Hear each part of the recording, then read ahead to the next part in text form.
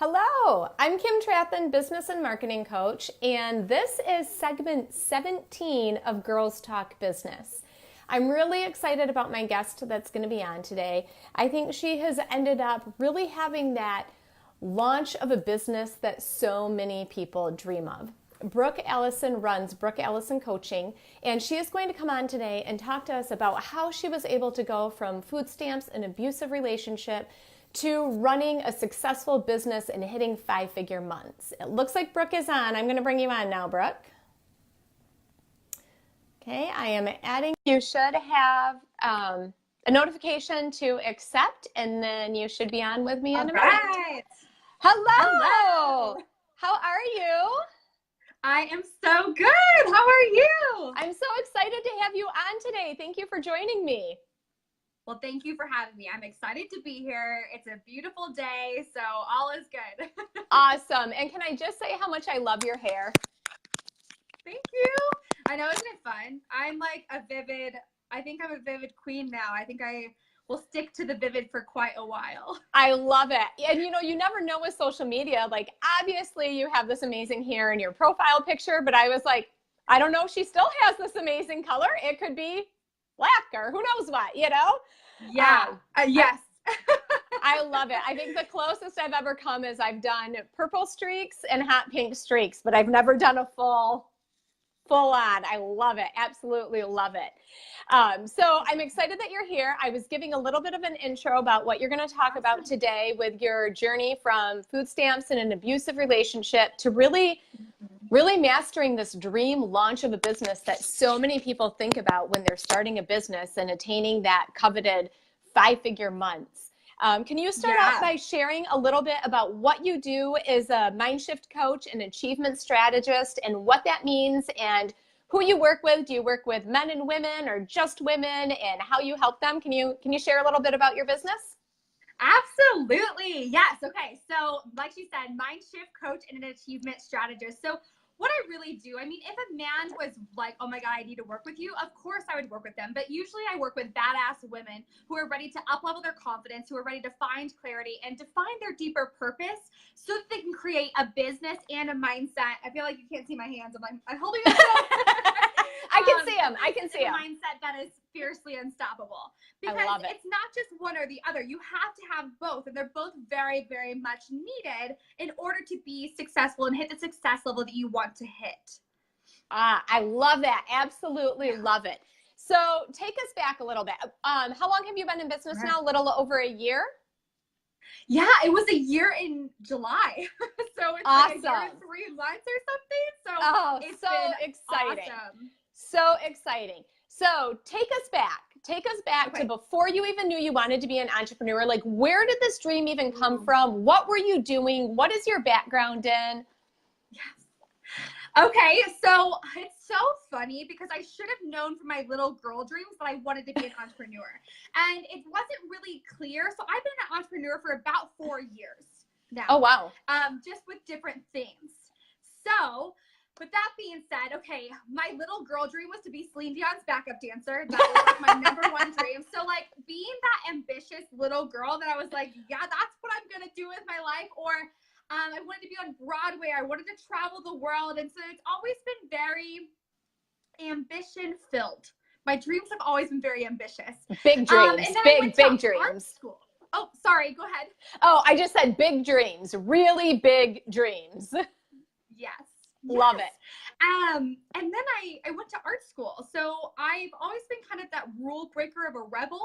I was really good at school. I was really smart and like good at a lot of different things, but I was like, no, I want to follow what I want to do. I want to be able to follow my dream life. And so I went to art school. I graduated with a BFA in visual art and photography emphasis. And then I had a dance minor, which is super fun. Oh, cool. So I've been dancing my whole life. Love it. Yeah, and then it's so funny because after college, I kind of thought I'd get a job like that, and then I didn't. Surprise! I remember applying to job after job after job, like 5 to 10 jobs a day. I applied for so many jobs. It was kind of insane. And I just remember being in my retail job and just getting promoted and promoted and promoted and promoted. And I was like, stop promoting me. Like, I don't want to do this anymore. Like, I don't want to get stuck. Yeah. And it was in that area that my first business, the opportunity arose to me, which was an MLM business. And I was like, I could use some extra money. Absolutely. Like, let's do that. And then the next thing I know, I mean, it allowed me to start dreaming again, which is the next thing I know as I moved across the country. And then, yeah, how deep do you want to go? You want me to just tell you it all? Yes. So let's pause there a minute, because I think there are a couple things that you said that a lot of people relate to. Number one, yes, you went to college because you thought you had to, and then you didn't get a job. I don't know if you were one of those college grads stuck with student loans, or if you had your college paid for while you were going to it, but I know student loans can be a big burden for a lot of people. And I think so many people think like, I'm going to get a degree and then I get a job and everything will be paid for me. And that so often doesn't happen. And it can be really, really frustrating for people after they've spent all of this time and money and stress and blood, sweat, and tears getting this college degree. So I think there's probably a lot of people, if anybody is watching, if you have struggled with that and you want to share with us, Brooke and I will definitely read all the comments after the live ends today, and we would love to hear your experience if you went to college, if you didn't. I know for me, I majored in stats and econ.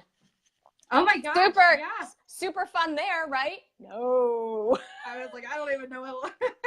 But I thought it would make me employable, and it did back in that day and age. It was a little while ago now. But still, like, I even think too, even when you do major in something, so often kids don't choose something that they loved, or at least I didn't. So there's a lot of things that come into play with college. So you didn't find that coveted job that you wanted with your degree in art and dance and all of this fun stuff. So then you kept getting promoted at a job that you weren't passionate about. And I think it is so important that you pointed out that you didn't want to get stuck, because I think that is a big sticking point for so many people when they're trapped in this job that they don't love. And I think no matter what your income level grows to, you naturally start to grow into that income level where then you can't imagine making less than what you were making. Maybe you bought a bigger house. Maybe you bought a more expensive car. Maybe you bought a better cell phone. You know, your expenses tend to grow with your income level. So then it can make it even harder and harder the more you get promoted and the more you start making. So what happened? I didn't have that problem.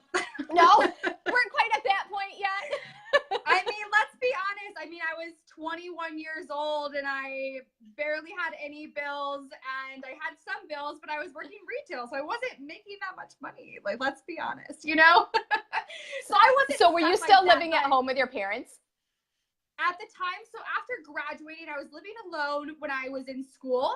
And then after graduating, because I always had this dream to get out of St. Louis, I just didn't know what that looked like or what that meant. So then what I ended up doing was moving back home, expecting to receive a job. Because I was like, okay, I'm applying for jobs literally all over America. Like, where can I move? How can I do anything differently? Where could I go? So I was living at home until I decided to move to Denver. Okay. So you're still like early 20s at this point, 21, 22? I was 21. Yeah. And I started my first business when I was 22. Wow. So tell us about moving to Denver. What happened? You picked up, you moved to Denver. Did you have a job waiting for you in Denver, or you just decided to go there and then you would look for a job out there?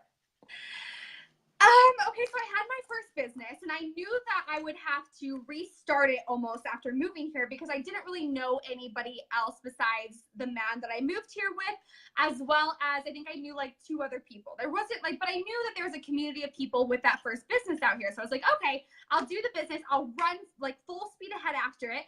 And I had applied to a few gallery jobs, like art gallery jobs, but I remember getting the call, I think the day that I was moving, that I was actually able to start like, wow. I was like perfect, because I'm moving there, because originally they wanted me full time, and I was like, I really don't want to work full time. I really want to run with my business. I want to work part time. And they're like, well, we need to hire someone ASAP. And I was like, well, I can't get there ASAP. Like, I have to tell my job. I have to give them 2 weeks at least, and I have to move across the country, and that's a lot. That's a lot to handle. Yeah. And so I think I found out like the day of, I got 2 art gallery jobs when I first moved out here, but it was like as I was moving. Yeah, literally. I was on the drive. Wow. So did you accept one of those jobs at the art gallery then? Oh yeah, I worked for both of them. Yeah, no, Oh, you Colorado did? is probably like 2 or 3 times more expensive than St. Louis, like the Illinois, St. Louis area. Like I live right across the river. Okay. So it's like over double, if not more, expensive here. So I Wow. was not making any money anyway. So let's be honest, I just, graduated from school. I was working in retail. Yes, I got promoted in retail, but like I still wasn't making any money. Most of my money went back to retail because I was buying clothes. And I was like, okay, something's got to give here. So I knew I needed some kind of a job. And so I wanted to have a job anyways because I love talking about art and I went to art school. So I was like, perfect. I can have these part-time jobs and then run my business. And I thought, okay, this is the ticket to being very successful in this business. And then a lot happened, right? So what happened? You start to run your business, and did it take off out there, your business that you were running? Were you able to get some business? Yes. I mean, I met some of my best friends I've ever made out here in Colorado. And so the thing is that I had to force myself. It's like the whole bloom where you're planted, that whole phrase of doing that. I literally had to bloom where I was planted. If I was at Target, I'm going to make some friends. I'm going to make some friends and talk to people. So tell them what I'm doing. If I'm at the mall shopping, then I'm going to make some friends. So everywhere I was constantly meeting people and talking to people and be like, this is what I do. I would love to connect with you. But I did succeed massively, but there's some things we need to talk about before that, because after moving across the country, I moved here with the man that I truly loved. And I thought that we had a future together. And after moving, it was never really great. Let's start with there. In St. Louis, it was never really amazing. I used to think that our relationship was just very dramatic.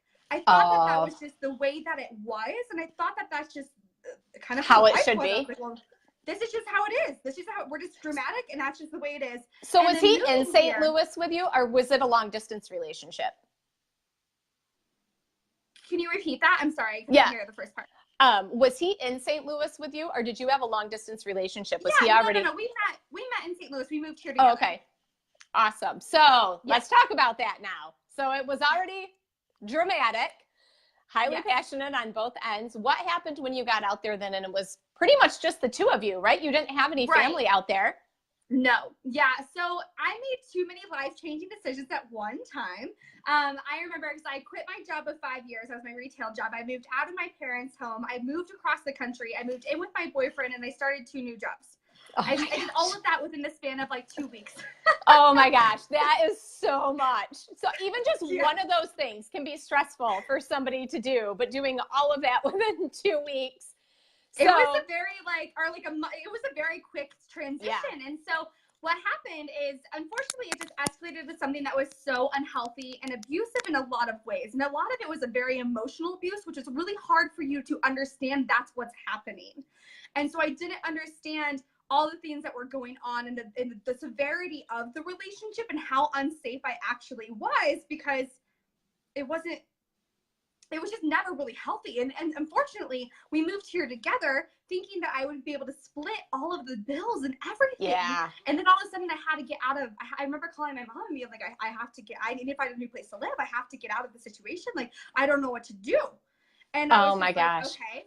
That's got to be, that's got to be like a whole nother level of stress when it's not even like you moved out of your parents' house, but in the same town where you could go home and see your mom and dad, or quickly, easily move back with them.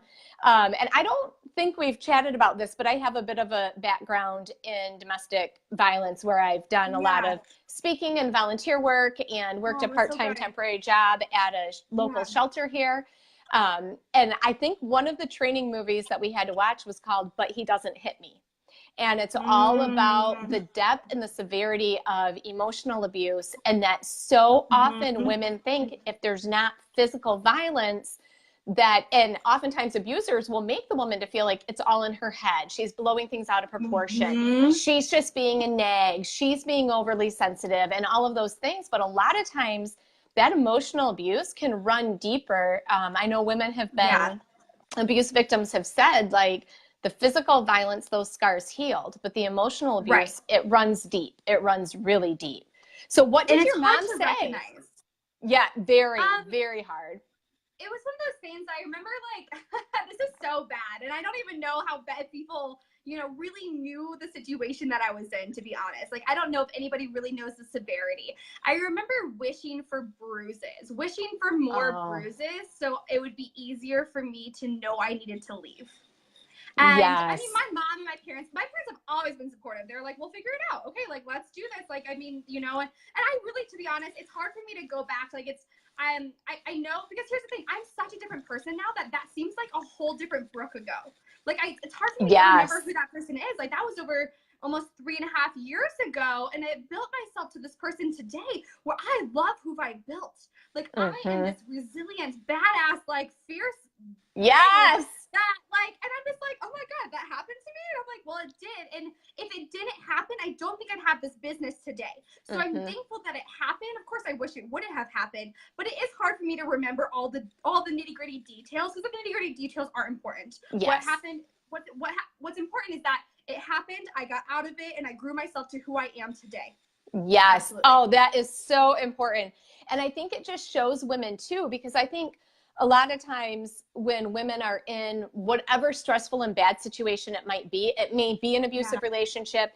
Maybe it is a car accident, a horrible medical diagnosis, something from their childhood, a different type of abuse. There's all different things that people have to deal with that are horrible, that you would never wish in a million years for somebody to go through.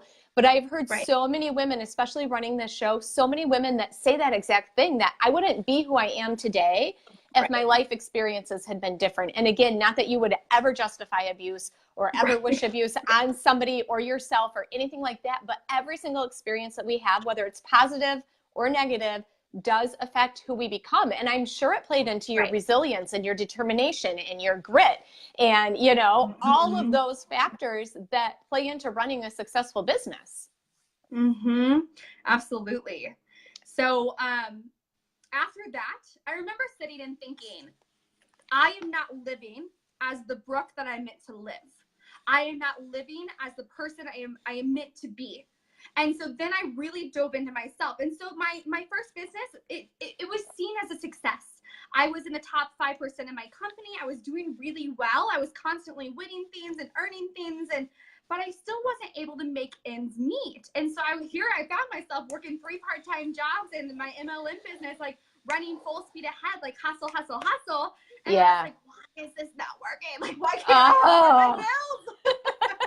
And so it was really like, not even just about a year and a half ago, not even that much, because I just started my business in July of last year. So a year and 4 months maybe ago that I was working those 3 jobs. I was working the business, and then I found I was on food assistance because I couldn't afford my bills. I just couldn't afford anything. I thought I was gonna have to move home because I had to move home. It's funny because now, a year later, I'm choosing to move home, and then I'm traveling full time. I actually just bought my one-way ticket over to Iceland last night. Wow, that's amazing. Amazing. It's funny though, because a year ago, if you were like, Brooke, you're going to have to move, and I don't have to move home. I'm choosing to move home to be with family for the holidays, and then I'm going to travel full time. And it's easier if I just don't have a lease at that point. So totally. I can travel, and then I can come back and then do whatever I feel I want to do. But it's just funny how quickly things can change. And something I always say is there's no amount of time too small to make massive things happen and massive things come together. Oh, I love that. I absolutely love it. So talk a bit about how you found coaching, because I know in your application you said, like, I didn't even know what it was. Like, I knew nothing about the world of coaching. And now here you are running the successful business, 5-figure months, and choosing to make your landing pad, your parents' home, or back in town so that you can travel full time. So bridge that gap for us. What happened? It's so funny because I don't even know if this woman knows the impact she made on my life. And I probably need to send her something. I got to figure out where she's living now. But I was at the mall out here in Denver, and I ran across this woman. She was beautiful. And she was so stylish. And I've loved fashion for a long time. And I stopped her and I was like, you are so gorgeous. Like, I have to know where your outfit is from. Like, let's talk. And then she ended up coming over and kind of just introducing me to the online space. And she was like, are you in these Facebook groups? And I was like, what's a Facebook group? And now I have like a really high successful Facebook group called Fiercely Unstoppable Entrepreneurs of over 1,500 people and growing. And wow. so funny. And so, and so she added me to these groups, and I was like, okay, cool, thank you. And then we like parted ways and whatever. And I remember one of the groups that she added me to was actually filled with coaches. And I was like, what is this world? What is a coach? What does that mean? When I thought of a coach at that time, I thought about soccer, like my soccer coach, like my sports team coach. I didn't play a lot of sports, let's be honest, but my dance team coach, you know, so like my cheerleading coach. Like I thought about that, not like anything else. And I was like, oh my God, this is what I'm meant to do with my life. Because at that time, I had been praying for something more than what I was doing, because I felt like a bird that couldn't spread my wings. And fly. I felt like, oh my gosh, yes. Really. And I felt like, okay, something has to give here. I'm doing all the right things. I'm hustling hard. And I still can't make ends meet. Something needs to give. And I remember praying to God or the universe or whatever anybody believes in. It doesn't matter. But I remember praying and just saying something like, you know, God, please, like if you help me find my deeper purpose and get into the place that I know that I'm meant to make the impact I'm meant to make. Because like I said, I wanted to be Celine Dion's backup dancer. So I've always wanted to make a big impact. That was always in my blood. I just didn't know the avenue of where I was supposed to make that impact. Yes. So I prayed about it, and I was like, if you help me figure this out, and you help me get out of this financial rut that I am in, I promise I will teach others to do the same. Like I promise I will spread it on. And I will leave the legacy that I am meant to leave. Oh, I love that. So powerful. So powerful. So what was your first step after that? You suddenly realized there's this whole other world that you didn't even know existed. You're fascinated by coaches. You're praying for an answer. You're praying you'll make an impact. You will change others' lives. Then what? I found my first coach. And it's so funny because if you would have looked at my financial situation, and this is why sometimes when people say that they can't afford it, they're giving their excuse to themselves. And I understand, because I've been in the trenches when it comes to finances. I have been there. I have been in the multiple not being able to pay my bills. I've been in the more month than money over and over again. That was just the life I thought I had to live. But I knew instantly when I found the coaching world, I was like, this is what I'm meant to do with my life. And I was instantly like, I had this big tugging in my heart, and it was so loud. The intuition was so loud. And I said, this is it. I'm going to do what it takes to figure out how to make this happen. And so I found my first coach. I didn't have any money. If you would have looked at my financial situation, you would have thought I was crazy. So I didn't care. I didn't tell anybody about it. I did not tell anybody about investing in my first coach until after I did it. Mm-hmm. And then I was like, okay, I'm going to start this business. And clearly this has gone well for you. It worked out very, very well. And I mean, just even like, I think within the first few weeks, I mean, in my first 2.5 months, I think I had over $20,000 in sales. And then my Facebook group blew up overnight. I think I had like 250 people in 36 hours of launching it, join right away. And then it was at 600, and it just grew and grew and grew. And then the next thing I know, things just kind of come together. And then the next thing I know, I have a $17,000 month, and I got to take my mom to Hawaii and a trip. I know, it was so much fun to be able to treat her to something after, you know, she's done so much for me. And now my dad's invited next time, so he's coming with us next time. But I was like, sorry, Dad, you got to wait till trip number 2. Mom gets to go first. Girls trip. Girls trip. Absolutely.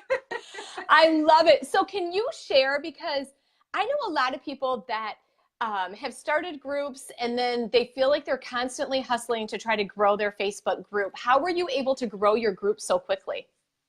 It's so funny because people overthink this all of the time.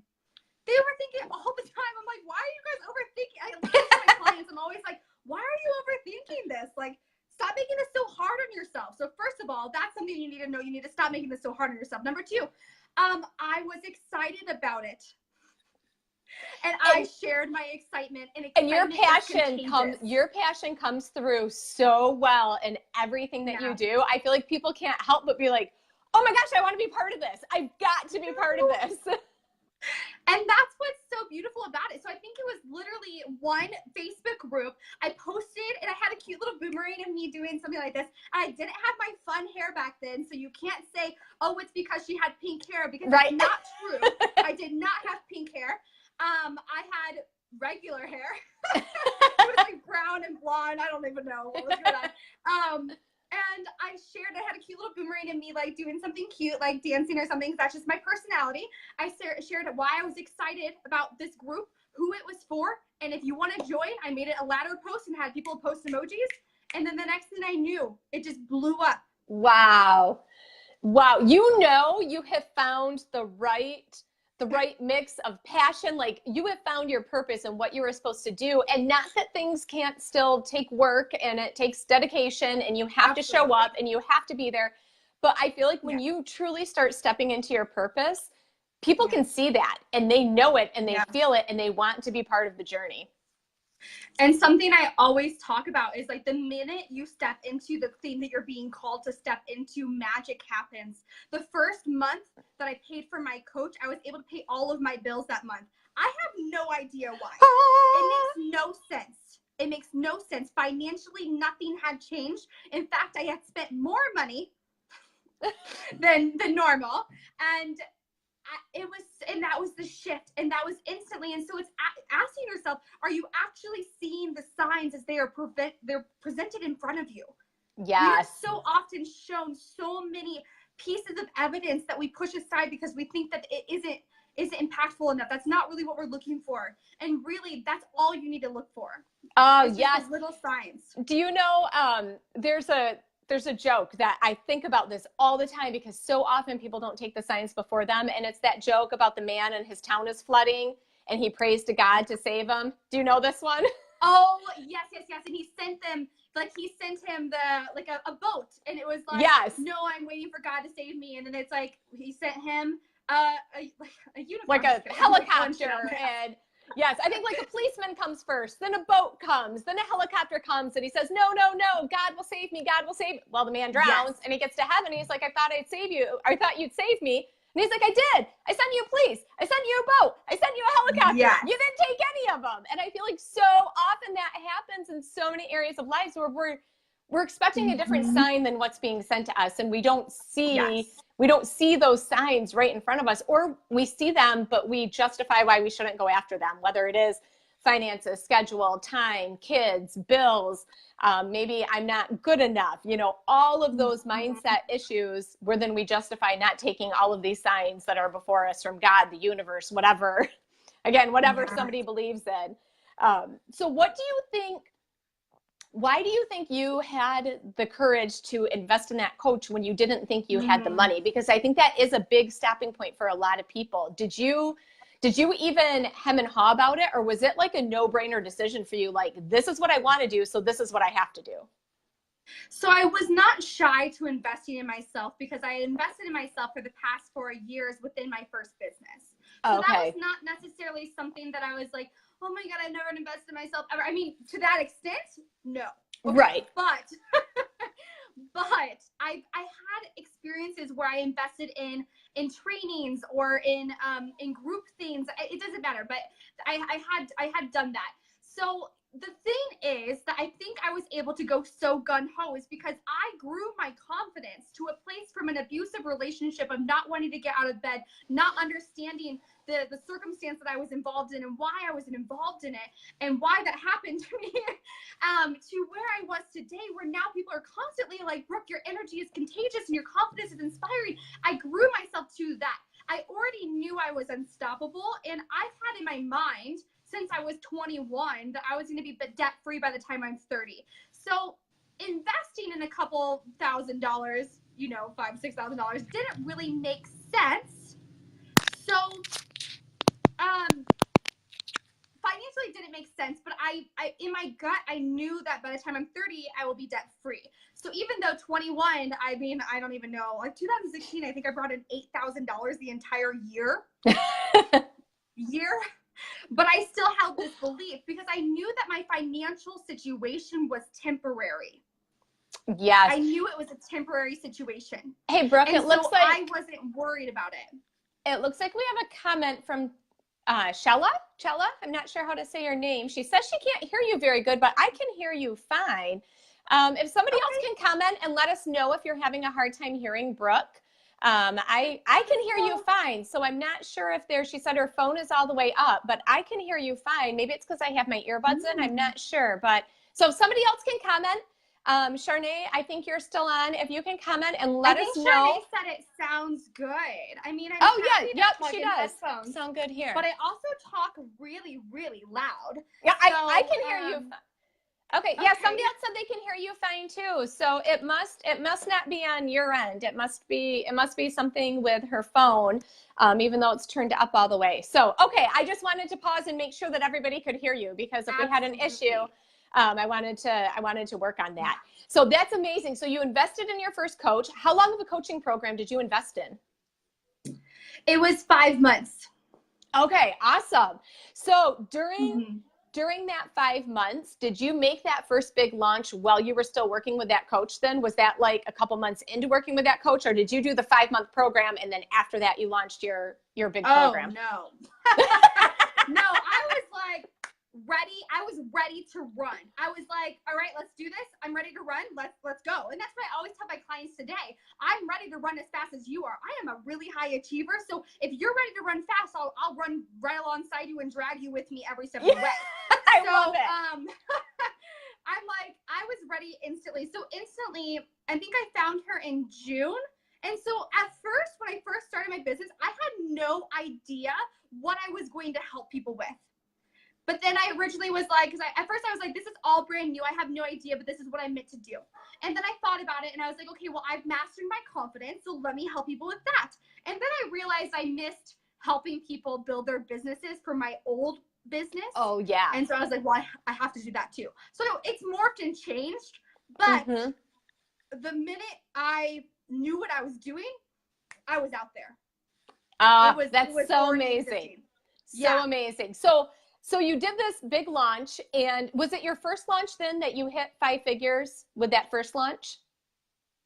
No, not necessarily. I mean, I don't know if it was ever really like a launch. Like I've just always was promoting my one-on-one. Okay. So I had my first 5-figure month in March, and I went to Hawaii with my mom in April. Wow. To celebrate. So tell me what that felt like. You suddenly are booking these clients, you are getting paid, and you are looking at your bank account and you think, what? Like, holy. So, yeah, if you think about it, I was in a place where when I first started my business, I was wishing for $2,000 months. That's all I wanted. And then I thought about it and I was like, that's not even going to pay my bills. No. Like I was like, why was I wanting $2,000 months? But that's all I really want. All I wanted was, I was like, if I could hit that, that would be so incredible. And then I was like, well, no, I'm playing small. And so my brain switched to playing bigger, because then I saw what was possible for everyone else. And I looked at them and I was like, well, if they can do it, well, I can do it. Of course I can. Yes. So I saw that. So here's the thing. Before I even started my business, or I was just in the brisk of starting it, it was 4th of July last year. We were at my brother's house in Texas. I remember sitting by the pool with my mom, and I said, Mom, when I have my first 10K month, I'm taking you on a trip. And she said, okay. And I don't know if she really believed me or not. Like, I think it was like, that sounds nice. Yeah. Sure, I'll go. I have no idea. I have no idea if she really believed me, but I wanted her to get behind my goals in a different way, because we have her and I have very different money brains, and we have very different goal brains. And it's not that she's not happy. She's always supportive of me. We just think about things differently. So I wanted to do something nice for her. And my original goal was to hit it by December. And that's where, I'm going to say this real quick before I continue with the story. If you have been running after a goal over and over and over again, and month after month you have not hit it yet, do not give up on it, because it is still coming. It's already coming. You have to keep going though, because the ball has to keep rolling for you to hit it. So my goal was to hit 10K months way before I hit 10K months. And literally, I don't even know if I hit a 5K month. I think I just jumped right over to 5 figures. Wow. And so I remember it being just under five, $17,000. And I was like, oh, okay. And so, but it happened after months of not hitting it. And I was like, okay, that's okay. It's okay. It's okay. I know it's coming. So Yes. always stand in the confidence and the belief that it is coming to you, because everything is unfolding in perfect time and it's already on its way. Of course it is. It is your desire on purpose. I love it. Love it. I could listen to you talk forever. I love this. So what did your mom say when you called her and you're like, we're doing it, Mom, we're going to Hawaii? It's so funny because I had a group chat between my mom and my dad. And of course, like I said, my dad, it wasn't that he wasn't invited. I just wasn't going to pay for him too. And I was like, you can come next time. Plus, I really wanted to go with my mom. But I texted him and I was like, oh my God. And I think I actually hit 13,000 whenever I first told her. And then by the end of the month, it was 17. So wow. When I first told her, I was like, oh my God, I just hit my 5-figure month. I texted both of them and they were like, that's so great. And then my mom calls me the next day and she was like, so are we still going on a trip? And I was like, yes. All the places we wanted to go. I love it. You know, we ended up going to Maui for about like 7 days or 6 nights or something like that. And it was so much fun. Yeah, it was a ton oh my of fun. gosh. Absolutely amazing. I love it. So let's talk a little bit about, you mentioned you have your Facebook group. So I think you have a couple other freebie options. Do you want to tell the viewers of Girls Talk Business what some of the resources, what some of the freebie options are that you have out there? Oh my gosh, yes, I have so many fun freebies and I'm going to be creating a lot more too. So if you're like, oh my God, I love free things. And something I love about my freebies is I put a lot of value in them. So usually in addition to a workbook, they have like a video training or an audio training or something along with it. Oh, awesome. Yes. So Fiercely Unstoppable Entrepreneurs is a great place to be, just to be connected, as well as my Fiercely Unstoppable podcast. Like if you love podcasts, that is my jam. Oh, like, awesome. We are having so much fun over there. But I have 3 freebies out right now that people are really loving. The first one is called Affirmation Transformation, which is all about, really it's like my top 9 affirmations to start feeling really powerful and attracting abundance to you like ASAP. So it comes with a workbook, a guided affirmation, and an affirmation training of how to use affirmations to your benefit. I have a Raise Your Vibe and Feel Confident AF workbook and training as well. That's super powerful. I'm sure I can post the links in the comments. Yes, later for perfect, sure. perfect. And then I have a daily checklist for massive success. For people that's perfect for people who feel like they love the list. I mean, I'm a list maker, let's be honest. I am too. To-do list. So people who need a list of things to be like, okay, I did this today. Okay, I've got it. Now I know where I'm going. Now I know what I want to do. And now I know how to accomplish it. Because what I find is that people think about working all the time. And then we just think about working and we think about working and we think about working. And so our brain is going with all of these ideas. And then if we look at the activity that we've actually done, we're like, oh, I haven't really worked that much this week. But I thought about it. But I thought about it a lot. And that's the problem. The biggest problem, you guys, with being an entrepreneur is the 6 inches between your ears. Always. Yes. So whether we think that we're doing a lot of work and we're not actually doing the work, or whether we are in a place where we are like, okay, self-sabotaging because we don't have the belief system. We let self-doubt sabotage us. We let fear sabotage us. So that's the hardest part to remember about being an entrepreneur, is that it's just your head. And when you can master your brain and when you can master your thoughts and be able to shift those on an instant, because it only takes 17 seconds to completely shift your energy. That's it. Wow. 17 seconds. Yes. And I think so many people, at least so many women that I've talked to, the number one thing that seems to be holding them back is that they classify themselves as a perfectionist. And so it's never good enough to release. It's never good enough to put out there. It's never good enough to send the email.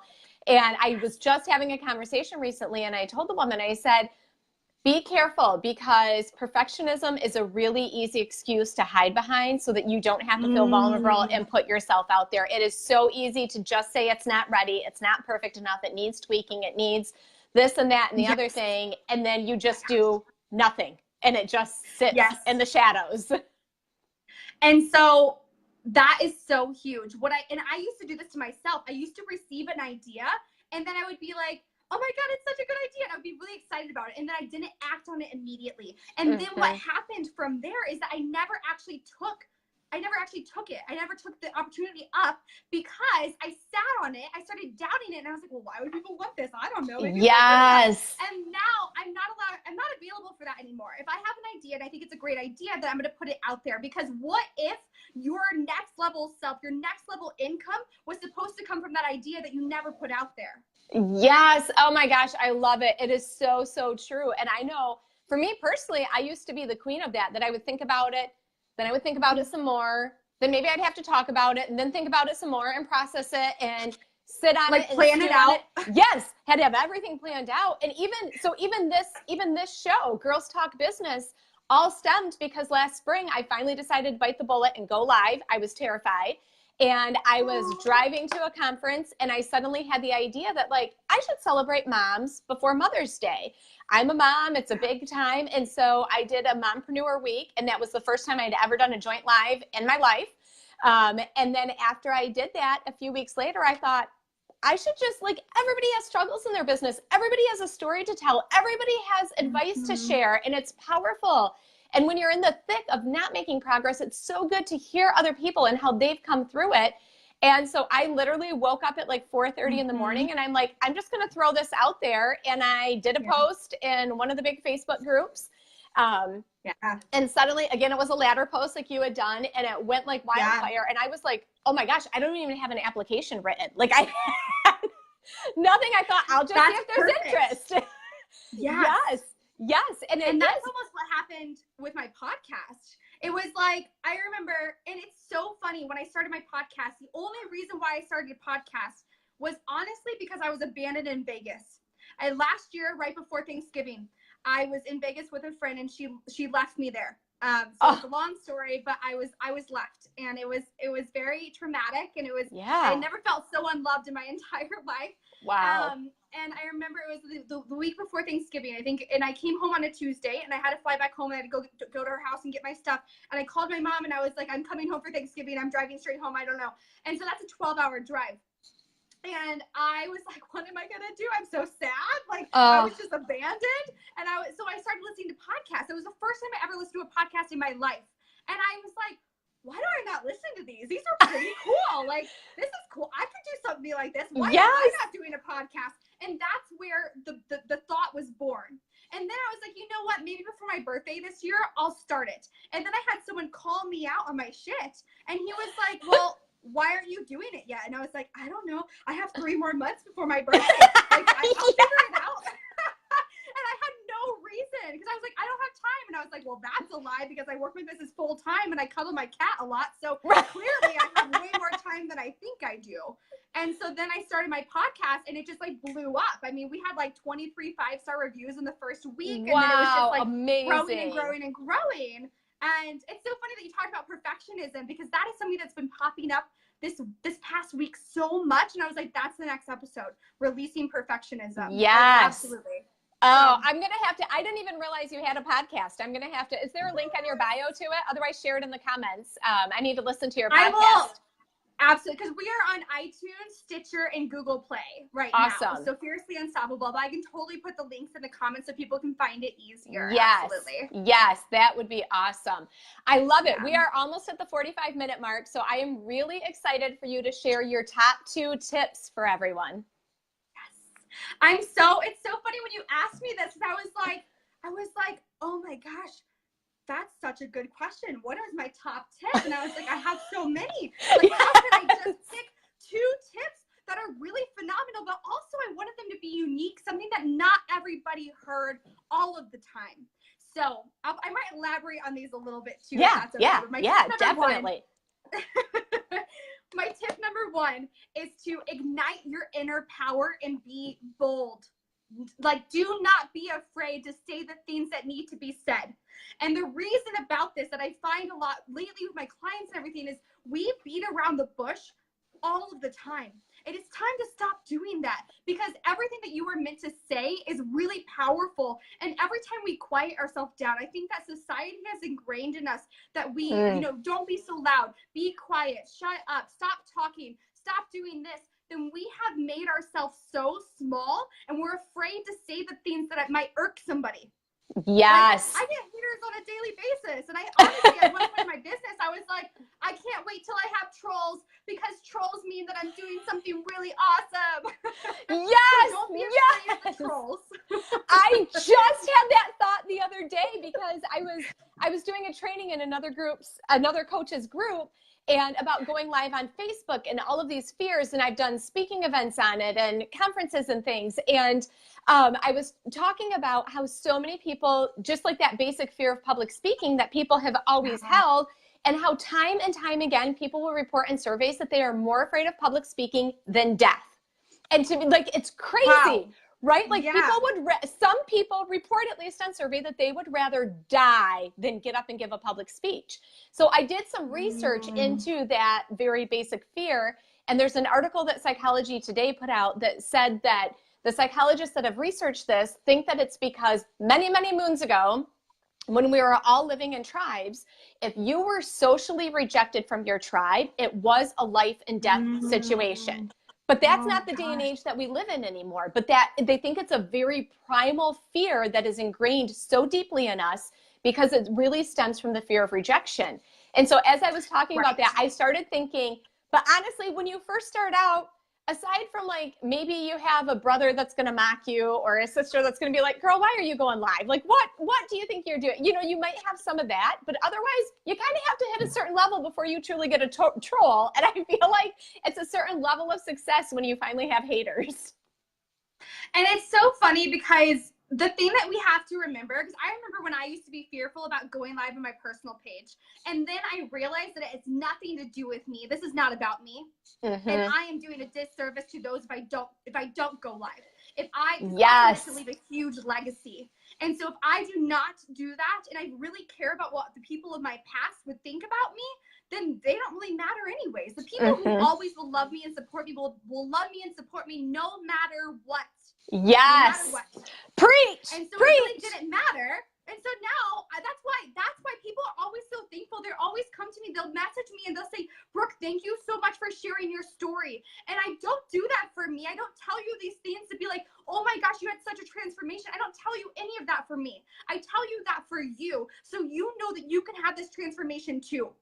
Absolutely. Yes. It's so powerful. So powerful. I love it. Don't be afraid to be bold. Don't be afraid to be bold. So important, and such great advice. So now I'm excited for you to share tip number 2. Okay, so it's so funny. This is really powerful too. So my tip number 2 is to stop saying no to your soul desires. Because every time you say no to a soul desire, you give your power away, and a new fear is born. Oh my gosh. I used to do this to myself all the time. I used to not allow myself to dream. I used to think that, well, that's unrealistic, or that's not possible, or that's just not for me, or I just can't have that because I don't have the money. And every time I said no to something, I diminished myself further, thinking that I am not worthy. And that is just not the truth. Oh my gosh. You are worthy because you are alive. You are worthy because you are breathing. Yes. And I think that fear of like, who am I to do this? Or why would somebody buy from me? Or who do I think I am? It pulls you down on so many levels. And I feel like it's going to be really, really hard to truly bust through and reach the success that you are envious of, that you wish you had, if you're constantly telling yourself you're not good enough and you're not the person that can do it because you're not smart enough, not enough money, not enough support, you know, whatever those different things are that you think are holding you back. They are going to hold you back if that's how you're constantly thinking, and if that's what you're constantly telling yourself. Yes. Yes. Our thoughts become things. I remember, I'm going to tell you guys this because this is really important. The December before I moved in May that year. Yeah. Cause it was around Mother's Day weekend. It was sad that it was Mother's Day weekend, but that December, I remember wishing for obstacles to overcome. Be careful what you ask for. Yes. I had a ton of obstacles that I had to overcome. And so be careful. Your words are powerful, and everything that follows I am will become. So if you're saying, well, I'm just not good enough. Well, do you really want that? And do you really believe that to be true? And something we have to remember is that we would not speak to a 4-year-old the way that we speak to ourselves. So we have to stop speaking to ourselves that way. And we have to stop saying no to the things we truly desire. Yes.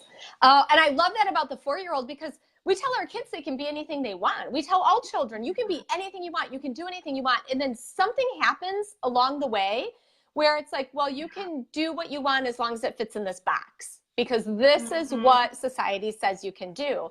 And there was, shoot, I can't remember the name of the book right now. I'm drawing a blank. Oh, the Most Powerful Way to Lead. I was listening to that book, I don't know, a couple of years ago, but there's a quote in that book that he said, Perry Noble, I think is the author, Perry Noble. And there's a quote in the book, and it has stuck with me since I listened to that audiobook. And he says, if you talk to your friends the way you talk to yourself, you wouldn't have any. And we are so good. So often we're good at encouraging our friends and supporting each other. But then when it comes to us, we tell ourselves all the reasons why we can't do something, all the reasons why it's not going to work, and all the reasons why we're not good enough. And that just always sticks with me. I'm so glad you brought that up, because a thought that I want to leave with people is the same thing about money. Like if you treated your money the way that you treat yourself, like what kind of relationship, like if you think about it, if money was your boyfriend or your girlfriend or whatever, it doesn't matter. Would they want to be around you with the way you treat it? Yes. Would they want to continue seeing you? Would they want to run away because they're like, this girl is mean to me? Like, start thinking about that. But it's so true. Because the thing we have to remember is that our body, our brain, we are the only one that we have with us our entire life. So why would you not believe in yourself and support yourself the way you support others? Yes, and go after your dreams with that same power and ferocity that you want your own loved ones to do, whether it's your partner, your parents, your siblings, your children. You know, you want the best for all of those people, but then you don't seem to go after the best that you want for yourself. So are you a Jen Sincero fan? You Are a Badass, or You Are a Badass at Making Money? So when I first listened to You Are a Badass at Making Money, that book was life-changing for me, because I really had never even heard about money mindset at the time that I listened to that audiobook. So I took it very seriously. I did the homework at the end of every chapter. And one of the chapters, the homework is you have to write a letter to money. And you have to write down all of these thoughts and feelings. And I felt kind of silly doing it at first. And then as I went through it, it's like, wow, it's kind of like you said, like thinking about if money was a relationship, if it was your boyfriend, your whatever. It is eye-opening, the things that you say and the thoughts that you have and the things that you put out into the universe about, you know, you're never there for me and you never show up and I never have enough and you don't want to be here, and all of those things. Like, that's the energy that you're putting out when you have those thoughts. It was really, I found it a really powerful exercise to write the letter to money. Yeah, that book is so good. And it's funny, all of this is just reminding me, because a lot of those fears stem from a lack of self-belief and a lack of confidence. And I truly, I'm an advocate for that. Your confidence has a direct connection to your cash flow. It is directly related. And so when we're lacking that confidence, but the beautiful thing about it is that confidence is a learnable skill. It's not something that one person is born with and another person is not born with. That's not it, right? You get to grow that within yourself, and you get to have the opportunity to grow it every single day. And I truly believe that when you have massive confidence, your cash flow instantly increases, because you're not afraid to ask for the raise. If you have a regular 9-to-5 job, you're not afraid to raise your prices. I just had 2 of my girls that are in my newest program. They just signed 2 new clients at their high rate, and then they just raised their prices with their clients that they currently have. And they were happy to pay them. And that's because they were confident in being able to talk about it. Yes. You know, like, you get to raise your prices. You get to ask for the raise. You get to quit the job that you've been fearful to quit because you know that you're meant to do something more. Like, you get to go talk to the cute guy at the coffee shop if that's what you want to do, because you have the confidence to do that. Like, it changes lives. It is a life-changing experience to up-level your confidence, which is why it is such a deep mission for me to leave a legacy that one by one we are changing the world and up-leveling confidence everywhere. I love that. Absolutely love it. It is life-changing. And even down to, so I decided, gosh, when was it? Maybe I don't know, year and a half ago. I can't even remember right now when it was. There is a modeling agency in town that does not just, I'm only 5 feet tall. So for multiple reasons, modeling was not in my future. Okay. So, but there's a modeling agency in town that they don't want the typical, 6 foot tall, super slender build. They want the unique looking models. They want plus size models. Whoa. They want, so I was like, I'm going to walk into their open casting call. Now, did I think I was going to get a modeling gig? No, but part of the reason I did it is because it was outside my comfort zone. And I was scared at that point. I was scared to tell people that I wanted to be an entrepreneur. I was scared to tell people that I was working on launching a business. And I thought to myself, I need to get comfortable with rejection. So I texted one of my friends, asked her if she would go to this open model call with me, and all 5 feet of myself walked in, and they do want all different body types, but he was kind of like, it's kind of hard when you're short, because even if you're like modeling products and you're like behind an office desk, like the desk comes up so high on you. So he was kind of like, so funny. We want anybody, but maybe not short people, was kind of the gist of it. But it was one of the it was a very unique experience to truly feel like somebody is nitpicking apart every single little piece of you physically.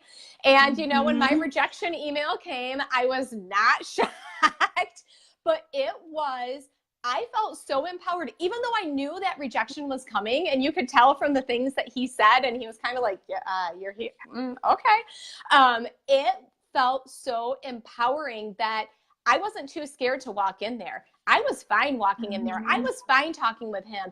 And I wanted to meet the woman that ran the modeling agency, because she's a powerhouse in town. And that got me sitting behind her desk talking to her, because she was in the room, and I just looked over at her and I was like, hi, I wanted to introduce myself to you.